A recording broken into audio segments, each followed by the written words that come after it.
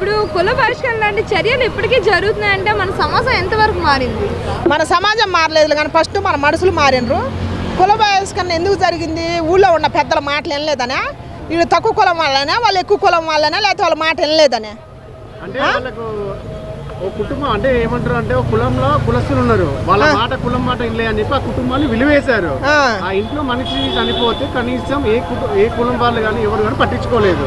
ఆ ఇంట్లో ఉన్న ఆడపిల్లలే పాడే మోసారు. దాని గురించి మీరేమంటారు? అయితే వాళ్ళ మాట వెళ్ళలేదని కుల బహిష్కరణ నడిచింది అనమాట ఊళ్ళో. మరి పెళ్ళిళ్ళు చేసుకునేటప్పుడు పిల్లలు పాడైపోయేటప్పుడు మరి అప్పుడు కులాలు గుర్తురావా?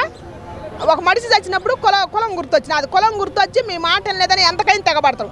ఇప్పుడు నిజంగా తెలంగాణ ప్రాంతంలో చాలా నడుతున్నాయి కులం కోసం. ఇప్పుడు మీ తక్కువ జాతి కులము, మాది ఎక్కువ జాతి కులం అని ఇప్పటికీ పటేళ్ళు, దొరసాన్లు, దొరలు అని పిలిపించుకుంటారు. మేము వస్తే ఇంకా కూర్చొని ఉంటారా, నిలబడాలా, తలగొడ తీసి నడుగు చుట్టుకోవాలని ఇంకా నడుతూనే ఉండే గ్రామీణ ప్రాంతాలలో మన తెలంగాణలో. మీ మాట వెళ్ళలేదని చెప్పి సచ్చిన శవం అంటే ఏంది? శవం అంటే శవంతో సమానం. అట్లాంటి వ్యక్తినే మీరు మా మాట వెళ్ళలేదని చెప్పి కుల బహిష్కరణ నడుపుతారు. మనుషులేనా? మనుషులా మృగారా? ఊళ్ళో ఉంటారా, అడవిలో ఉంటారా? పోయి ఇట్లాంటి వాళ్ళని ఎలవేయాలి మొత్తాన్ని. వీళ్ళని కాదు ఎలయటం. ఇప్పుడు వాళ్ళు ఎలేసారు, ఆగిందా? ఆగలేదు కదా. ఇప్పుడు ఏదైనా సరే వండిన పువ్వ అయ్యే పెళ్ళి ఏది ఆగదు. ఎవరు రాలేదనా, ఎవరు వచ్చినా, ఎవరు బహిష్కరించినా ఆగదు కదా, ఆగలేదు కదా. వాళ్ళ ఇంటి ఆడపిల్లలే వాళ్ళే దాన సంస్కారం చేసుకున్నారు కదా. దీన్ని బట్టి ఏంటంటే సిగ్గు తెచ్చుకోవాలి. ముందర బహిష్కరించే వాళ్ళు మా మాట లేదు అని అనగదొక్కే వాళ్ళని బహిష్కరించాలి. దయచేసి అందరు తిరగబడి ఇవాళ ఆమె జరిగింది, రేపు నాకు జరగవచ్చు, ఎల్లుండి నీకు జరగవచ్చు. దీనికి అందరూ సపోర్ట్ ఉండాలి కదా. ఊర్లోనైనా కానీ, సిటీలో అయినా కానీ, ఎక్కడైనా కానీ నలుగురు స్పందించాలి ఎట్లాంటి అనార్థం జరిగినప్పుడు. అయితే కొందరు తెల్లబట్టలు వేసుకొని మేము కులానికి మేమే పెద్దలమని చెప్పేసి ఇలాంటి అంటే అవానీయ సంఘటన జరగడానికి కారణమవుతున్నారు వాళ్ళే. దాని గురించి ఏమంటారు? అయ్యే నడుతున్నాయి ఇప్పుడు ఊళ్ళలో. ఇప్పుడు మనం ఎంత మారినా కూడా, మన కూడా ఎంత మార్పు వచ్చినా కూడా, పిల్లలు చదువుకొని ఎన్ని టెక్నాలజీ వచ్చినా కూడా, మార్పు వచ్చినా కూడా ఇంకా మారట్లేదు ఊళ్ళలో. ఎందుకంటే వాళ్ళ పెత్తనం ఇంకా నడుతూనే ఉంది ఊళ్ళలో, నడుతూనే ఉంది. మా మాట వినాలా. అట్టడుగు వర్గాలు ఎప్పుడు మా కాలు కింద చెప్పులాగానే ఉండాలని ఉంది. మన తెలంగాణలో ఇంకా తెలంగాణ మారింది. మేము తెలంగాణ తెచ్చిన సంకలు గుద్దుకుంటారు కానీ ప్రతి నాయకుడు తేలే. ఎక్కడున్న తెలంగాణ అక్కడే ఉంది. ఇప్పుడు తెలంగాణ తెస్తే ఇప్పుడు ఇది ఎందుకు జరిగింది? ఇప్పుడు ఒక కుటుంబాన్ని మా మాట వెళ్ళలేదని ఎలేసినప్పుడు ఒక మనిషి చచ్చిపోయినా కూడా మానవత్వం మర్చిపోయి ఆ ఇంటి ఆడపిల్లలు బారేసుకుంటుంటే ఊరు మొత్తం చచ్చిపోయిందా? ఒక్కడ వెళ్ళలేదని దౌర్జన్యం చేస్తే ఊరు మొత్తం సపోర్ట్ రావచ్చు కదా. ఇంకెప్పుడు తిరగబడేది? ఈ రోజు ఆలకైంది, రేపు నీకు కాదా నాకు కాదా? ఇంకా తిరగబడేది ఎప్పుడు చైతన్యం వచ్చేది? ఇట్టాటి మీద కూడా పాటలు రాయొచ్చు కదా మన తెలంగాణ గాయకులు. అంటే ఎలాంటి ఘటనలు మళ్ళీ జరగకుండా ఉండాలి అంటే ప్రభుత్వం ఏం చేయాలంటారు? ప్రభుత్వం కాదు నేను అనేది, ప్రభుత్వం ఎప్పుడు ఇంతే పాడైంది. మనమే మారాలా. ఎప్పుడైనా అట్టడుగు వర్గాలని ఫస్ట్ నుంచి చివరి దాకా కూడా అనగదొక్కుతూనే ఉన్నారు. పెద్దవాడు లాగానే ఉంటుండు, వాడి ఆధిపత్యం చూపిస్తూనే ఉంటుండు. ఎక్కడైనా కానీ, ఊళ్ళల్లో కానీ, సిటీలలో కానీ, రాజకీయం కానీ, ఎక్కడైనా కానీ ఇప్పటికీ వాడి ఆవాజ్ ఆగుతూనే ఉంది. అందుకని మనమే ఒకటి కావాలి. బలహీన వర్గాలు అని అంటారు కదా చాలా మందిని. కొంతమంది మేము అయిష్ట కులం అని అంటారు కదా. ఇట్టటి వాళ్ళు మొత్తం ఒకటి కావాలి. ఒకటైతే అప్పుడు వాళ్ళని బహిష్కరించాలన్నమాట. ఆ 4 ఏళ్ళ వాళ్ళు ఊరిని పరిపాలిస్తారా, దేశాన్ని పరిపాలిస్తారా? మనమే 90% ఉండం. అందుకని మేలుకోవాలని నేను కోరుకుంటాను. సమాజం ఎక్కడ మారిందమ్మా? ఇంకా సమాజంలో ఈ అసమానతలు ఇంకా కొనసాగుతూనే ఉన్నాయి. సమాజంలో ఉన్నటువంటి దుర్మార్గం ఇంకా కులం, మతం, జాతి, ప్రాంతం ఏంటి అన్యాయం. ఇంత ఆధునిక యుగంలోకి వచ్చిన తర్వాత కూడా ఇంకా కులాల గురించి, మతాల గురించి, ప్రాంతాల గురించి మనుషుల మధ్య వైషమ్యాలు పెరిగిపోతున్నాయి. చాలా దుర్మార్గంగా మారిపోతున్నారు. ఇది మారాలని చెప్పి చాలా సంవత్సరాల నుంచి మన వాళ్ళు పోరాటం చేస్తూనే ఉన్నారు. ఇంకా కులం ఏంట్రా నాయన, నాకు అర్థం కావట్లా. ఇలా కులమతాలను కొట్టుకుని కుళ్ళిపోయే కనుక్కుంటే కూడా అందరం కూడా మంచిగా బతకాలి, అందరం కూడా ఆనందంగా ఉండాలి, అందరూ కూడా ఆరోగ్యంగా ఉండాలని ఆలోచించాలి తప్ప ఇలాంటి నీచ సంస్కారానికి దిగజారకండి, నీచ సంస్కృతికి ముందుకు వెళ్ళకండి. ఖచ్చితంగా అందరం కలిసి, మన మనుషులం అందరం కలిసిమెలిసి ఉండాలి, కలిసి మన కష్టాలను సుఖాలను పంచుకోవాలి తప్ప ఇలా దుర్మార్గంగా మారకండి అని చెప్పి కోరుకుంటున్నాను. అంటే గ్రామస్తులు అంత్యక్రియలు కూడా రావట్లేదు అంటే సమాజం ఎట్టిపోతుంది, మానవత్వం ఏమైపోతుంది? అందశ్రీ గారు చెప్పినట్టు మాయమైపోతున్నడమ్మా మనిషి అన్నవాడు అనే ఒక పాట ఎప్పుడో అందశ్రీ గారు పాడారు. నిజమే ఇది. వాస్తవంగా మనిషి చనిపోయిన తర్వాత కూడా కులం గురించి, మతం గురించి, జాతి గురించి ఆలోచించి అంత్యక్రియలకు కూడా వెళ్లకుండా ఇంత నీచాతి నీచమైనటువంటి దౌర్భాగ్య స్థితిలో మనం ఇంకా బతుకుతున్నామంటే సిగ్గేస్తుంది నిజంగా. ఒక మనిషి చనిపోయిన తర్వాత ఆ మనిషికి కులం ఉండదు, మతం ఉండదు, జాతి ఉండదు. ప్రాణం లేని మనిషికి ఏది ఉండదు. కాబట్టి ఇలాంటి దురాచారాలని దూరంగా ఉండాలని చెప్పి మానవత్వంతో మసులుకోవాలి. మనం బ్రతికేదే కొన్ని రోజులు. ఆ బ్రతుకుని అద్భుతంగా బ్రతకాలి తప్ప ఇలా నీచమైనటువంటి నికృష్టమైనటువంటి భావజాలంతో బతకూడదని చెప్పేసి మేము కోరుకుంటున్నాం. అంటే దండోరా లాంటి సినిమాలు చూస్తూ ఇన్స్పైర్ అవుతున్నారు అంటున్నారా మరి? అది ఎప్పుడో జరిగిపోయిన కథలు. దండోరా సినిమా అంటే ఏదో 1970 ఆ టైంలో జరిగిన కథలా కనిపిస్తుంది. కానీ ఇప్పుడు ఆ భావజాలం లేదు, మారుతుంది. కానీ మారుతుంది కానీ కొంతమంది ఇప్పటికీ ఆ భావజాలంతోనే బతుకుతున్నారు. ఆ బ్రతుకు కాదురా బాబు అని చెప్పి ఎంతోమంది మహానుభావులు చెప్తున్నారు. మనకి ఎప్పటికీ నేర్చుకోలేకపోతున్నాం. మన దౌర్భాగ్యం ఏంటంటే మనం మానవులం, మనకి ఇంకా కులం, మతం, జాతి ఇదేం కర్మ నాకు అర్థం కాదు. మంచిగా బ్రతకాలి, మానవత్వంతో బ్రతకాలి, అందరూ కలిసి ఉండాలి, చక్కగా జీవన ప్రయాణం చేయాలి. మనం బతికేదే కొన్ని రోజులు మాత్రమే. ఎప్పుడు ఎవడు ఎక్కడ ఎలా పోతాడో కూడా చెప్పలేము. అలాంటిది ఈ మాత్రం బతుక్కి కులం, మతం, జాతి అవసరమా? నిజంగా చాలా బాధేస్తుంది. మనిషి చనిపోతే అంత్యక్రియలు కూడా రానటువంటి ఆ సంస్కారహీనులు ఎవరో మొన్న చూసాము. చాలా బాధ అనిపించింది. ఇప్పటికైనా మారాలి, మానవత్వం మనిషిలో ఉండాలి. అంతే తప్ప ఇలా కుసంస్కారంతో మనుషుల మధ్య వైషమ్యాలు సృష్టించుకొని ఇలా దిగజారిపోతే మనల్ని మనమే పతనం చేసుకున్నట్టే తప్ప మన భావితరాలకి మనం ఏం సందేశం ఇస్తున్నాం, రాబో కాలానికి మనం ఏం సందేశం ఇస్తున్నాం, బిడ్డలకు మనం ఏం సందేశం ఇస్తున్నాం. మనం ఈవేళ కులం, మతం అని చెప్పి కుళ్ళిపోతుంటే రేపు పొద్దున వాళ్ళు కూడా అలాగే అయిపోతారు. అలా మారండి. ఇలా మనిషి చనిపోయిన తర్వాత దహనానికి కూడా చేయకుండా ఎక్కడో దూరంగా ఉండిపోయిన జంతువులు కూడా ఐక్యత ఉంది. మనం కూడా ఐక్యతగా ఒకటిగా ఉండాలి. అన్ని కులాలు ఒకటిగా ఉండాలి, ఒక మతంగా ఉండాలి, ఒక ప్రాంతంగా ఉండాలి. అందరూ కూడా ఎవరికి కష్టం వచ్చినా అందరం పాలు పంచుకోవాలి, ఎవరికి సంతోషం వచ్చినా అందరం అందులో వెళ్ళాలి. అంతే తప్ప ఇలా కుల మతాల కుళ్ళుతో కొట్టుకోవద్దండి. అందరూ ఆనందంగా ఉందామండి. ఇలాంటి సంస్కారం తేకండి. మరొకసారి మనం చేసుకుంటున్నాం. ఇలాంటి దిక్కుమాలిన సంస్కారంలో మీరు మగ్గిపోకండి, మానవత్వంతో బతకండి. అంటే ఇప్పుడు రీసెంట్గా మనం చూసుకున్నట్టయితే ఒక వ్యక్తి చనిపోతే అంబులెన్స్ కానీ లేదంటే ఆటో మీద కానీ తీసుకొని వెళ్ళకుండా ఒక బైక్, సాధారణమైన బైక్ మీద తీసుకొని వెళ్ళారు. అంటే సమస్య ఎటుపోతుంది అసలు? అంత్యక్రియలు అయినప్పుడు కూడా ఆటో సహాయం కానీ అంబులెన్స్ సహాయం కానీ ఏమీ లేకపోతే ఎలా అవుతుంది అంటారు? కొంతమంది మహానుభావులు చాలా సహాయ సహకారాలు చేస్తున్నారు. కొంతమంది దరిద్రులు ఇంకా ఆ మోస పద్ధతిలోనే ఉండిపోతున్నారు. ఇప్పటికైనా మారాలండి. మనం మనుషులమండి. ఒక్కసారి మన మానవత్వంతో ఆలోచించండి. దిగువ స్థానాల్లో ఉన్నటువంటి బిడ్డలు చనిపోతే వారి అంత్యక్రియలకు తోడ్పాటునివ్వండి. అందరూ కలిసి రావాలి తప్ప ఇలాగా ఎవరి కష్టం వాళ్ళకి వదిలేసి మానవత్వం లేని మనుషుల్లా మిగిలిపోవడం కంటే కూడా కష్టంలో పాలు పంచుకుని మంచి మనిషిగా బ్రతకండి, మంచి మనుషులుగా మిగలండి. అంటే ఇలాంటి ఘటనలు మళ్ళీ జరగకుండా ఉండాలి అంటే ప్రభుత్వం ఏం చేయాలంటారు? ప్రభుత్వం ఏం చేయలేదండి, మనలోనే మార్పు రావాలి. ప్రభుత్వాలు ఏం చేస్తాయి? ఎక్కడో శవం చనిపోయింది, వాళ్ళ కుటుంబ సభ్యులు రాలేదు, మీరందరూ వెళ్ళండి అని ప్రభుత్వాలు చెప్పండి. మనకి మానవత్వం ఉండాలా. మనిషిగా పుట్టినందుకు మనం మనుషులు రా, పశువులం కాదు అనే జ్ఞానం మనకు ఉండాలి. ఆ జ్ఞానంతో బ్రతకాలి తప్ప ఇలా ఒక కాకి చనిపోతే 100 కాకులు వచ్చి కావుమని ఆ కాకి అని ఎక్కడికో తీసుకుపోయి అంత్యక్రియలు చేస్తాయి. కనీసం వాటిని తీసుకున్న బుద్ధి తెచ్చుకుని ఇలాంటి వ్యవహారాల్లో కొంచెం చురుగ్గా పాల్గొని సాయంగా ఉండాలని కోరుకుంటున్నాం. ఇప్పుడు కుల బహిష్కరణ లాంటి చర్యలు ఇప్పటికీ జరుగుతున్నాయంటే మన సమాజం ఎంతవరకు మారిందంటారు మరి? ఫస్ట్ ఆఫ్ ఆల్ మనం ఇక్కడ తెలుసుకోవాల్సిన 2 పాయింట్లు ఉన్నాయండి. కుల బహిష్కరణ అని చెప్పేసి దేని వల్ల జరిగింది.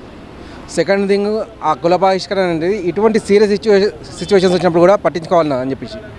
ఎందుకంటే ఇటువంటి సీరియస్ సిచ్యువేషన్ వస్తే మనిషి కులమని కాదు మతాన్ని కూడా చూడకుండా సేవ చేస్తారు.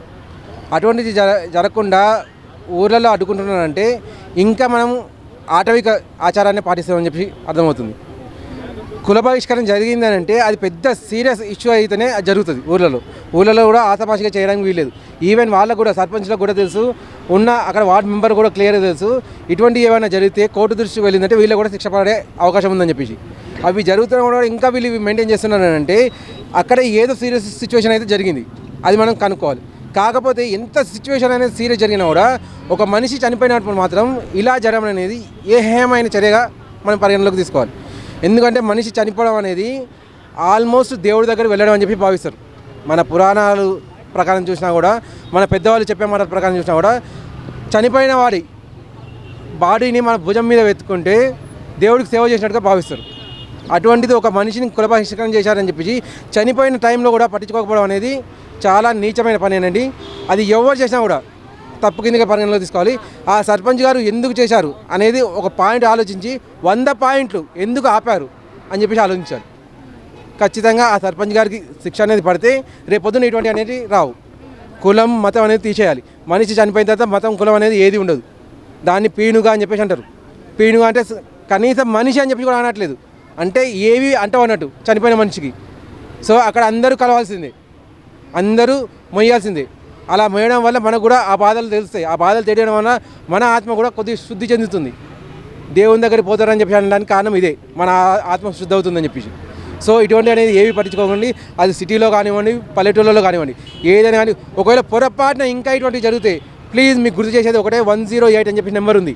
వాళ్ళని రిక్వెస్ట్ చేయండి, వాళ్ళు వస్తారు మీ ఇంటి దగ్గరికి, శ్మశానం వరకు వాళ్ళు తీసుకెళ్తారు. దయచేసి అటువంటి అయినా యూజ్ చేసుకోండి. కొన్ని చోట్ల ఉండొచ్చు మేబీ, అటువంటివి ఉంటే క్లియర్గా మీరు ముందే కోర్టును ఆశ్రయించండి.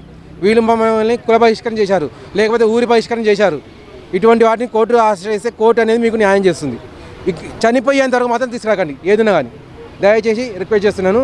ఇటువంటి ముందే పరిష్కరించుకోండి. అంటే ఇలాంటి ఘటనలపై చర్యలు అనేవి తీసుకోవట్లేదు కదా, యువత కూడా పట్టించుకొని ఉండాలి కదా, పట్టించుకుంటే కదా మార్పు అనేది వస్తుందంటారు. ఫస్ట్ ఆఫ్ ఆల్ యువత అనేది ఎప్పుడైతే మేల్కొంటుందో ఇటువంటి అనేది అసలు జరగవు. ఎందుకంటే ఏ సర్పంచ్ అయితే వాళ్ళని కుల బహిష్కరణ చేశాడో వాళ్ళకు కూడా పిల్లలు ఉండే ఉంటారు. ఆ పిల్లలు ఇవి తెలుసుకుంటే కనుక వాళ్ళ తండ్రిని ప్రశ్నించేవాళ్ళు, ఎందుకు చేశారు మీరు, కుల బహిష్కరణ చేయాల్సినంత పెద్ద తప్పు ఆయన ఏం చేశాడు, ఎందుకని ఒక కులాన్ని మొత్తాన్ని బహిష్కరించారని చెప్పేసి. ఫస్ట్ ఆఫ్ ఆల్ ఇటువంటి విషయాలు అనేది నిజంగా చెప్తున్నాను, యువత మీరు తెలుసుకోవాలి. ప్లీజ్ యూట్యూబ్లో వీడియోలు, కామెడీ వీడియోలు కాకుండా ఇటువంటి వీడియోలు చూసుకోండి.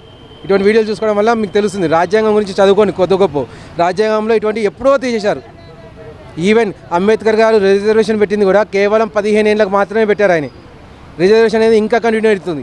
ఈ రిజర్వేషన్ తీయడం అనేది కూడా మీరు ముందు ప్రశ్నించాలి. నాకు రిజర్వేషన్ అక్కర్లేదు, అంబేద్కర్ గారు 15 ఏళ్ళ వరకు పెట్టారు, నాకు 15 ఏళ్ళ తర్వాత మీరు నాకు ఇస్తున్నారంటే నన్ను నేను ఇంకా అసమర్థులని చెప్పి మీరు నాకు గుర్తు చేస్తున్నారు అని చెప్పి మీరు ప్రశ్నించాలి. మీరు ప్రశ్నించేంత వరకు ఇవి ఇలానే కొనసాగుతుంటాయి. ఈ ఆచారాలు అనేది దురాచారాలుగా కొనసాగుతూనే ఉంటాయి. అంటే దండోరా లాంటి సినిమాలు సమాజాన్ని ప్రభావితం చేస్తున్నాయి అంటారా మరి? దండోరా సినిమాలని చెప్పేసి చూడండి, సినిమా అనేది మాయా ప్రపంచం. నిజంగా చెప్తున్నాను, మీరు సినిమా అనేది పట్టించుకోవడం మానేయండి. సినిమాలో మీకు ఏదైనా మంచి దొరికితే దాన్ని అవలంబించండి, చెడు దొరికితే దాన్ని వదిలేయండి. అసలు ఆ సినిమానే చూడకండి, అవసరం లేదు. దండోరా సినిమాలో చెప్పింది కూడా సేమ్ ఇదే, ఒకరిని బహిష్కరించడం అని చెప్పేసి. నీచమైన పద్ధతి అది. ఈవెన్ లాస్ట్లో చివరిలో హీరో తెలుసుకున్నారు, కానీ ఇక్కడ ఇంకా తెలుసుకోలేదు. అదే మనకు సినిమాకు ఉన్న తేడా. సినిమాలో చివర అది 3 గంటలే ఉంటుంది, 3 గంటల్లో వాళ్ళు మొత్తం చూపించేస్తున్నారు. చివరిలో ఖచ్చితంగా మార్పును చూపిస్తున్నారు వాళ్ళు. మీరు ఆ మధ్యలో వచ్చిన దాన్ని పట్టించుకుంటున్నారు, కానీ ఆ మార్పును మాత్రం మర్చిపోతున్నారు. ఆ మార్పును పట్టించుకోండి, ఆ మార్పును హైలైట్ చేయండి. మీరు కూడా మీ ఊళ్ళలో చెప్పండి, అక్కడ హీరో మారాడు డాడీ, నువ్వు కూడా ఏదైతే తీర్పిచ్చావో మారు, ఆ తీర్పిచ్చిన దాన్ని మార్చు, నేను పోతున్నాను, లేదంటే నువ్వే వెళ్ళు, నీతో పాటు నన్ను తీసుకెళ్ళు, ఊరు వాళ్ళు చూసేలా పట్టించు. ఊరు అనేది మొత్తం కలిస్తేనే ఊరండి, ఒకరిద్దరితో కలిసేది కాదు. ఒక కులమో ఒక మతం ఉంటే కాదు దాన్ని ఊరు అన్నారు. అందరూ కలిసి చేసుకుంటేనే పండగ అయినా ఊరైనా ఏదైనా. ఇది గుర్తుపెట్టుకోండి. కుల మతాలు అనేవి ఎప్పుడో పోయాయి, మనం ఇంకా తీసుకొస్తున్నామంటే రిజర్వేషన్ అనే పద్ధతి ఉండడం వల్లనే. ఆ రిజర్వేషన్ పద్ధతి అనేది ముందు నాశనం కావాలి. అది నాశనం అయితే అందరూ కలిసిపోతారు. అంటే మనిషి మరణించిన తర్వాత కూడా ఈ కుల మతాలు పట్టుకొని గుర్తించుకోవడం ఇదిలా కరెక్ట్ అంటారా మరి? చాలా తప్పండి, చెప్తున్నాను కదా. ఆ సర్పంచ్కు ఖచ్చితంగా శిక్ష పడాల్సిందే. ఆయన ఏ రకమైన పద్ధతి చూసి అంటే వాళ్ళు ఇంత తప్పు చేశారని చెప్పి చూసి ఏదైనా చేసినా కూడా ఇంత బహిష్కరణ అయితే ఇవ్వద్దు. సరే మీరు బహిష్కరణ ఇచ్చారు, కానీ చనిపోయినప్పుడైనా కనీసం వెళ్ళాలండి. చనిపోయినప్పుడు అరే నేనే ఇచ్చాను, ఇది పనికిరాదు, చనిపోయినప్పుడు మనిషి చనిపోయినప్పుడు మనం ఖచ్చితంగా వెళ్ళాలి అని చెప్పి మీరు కనుక ముందుండి నడిపించుంటే ఆ ఊరు వాళ్ళు మీకు జేజేలు పలికేవాళ్ళు. ఆ ఊరితో పాటు ప్రపంచం మొత్తం మిమ్మల్ని సాహో అని చెప్పి తల మీద కూర్చొని పెట్టుకునేది.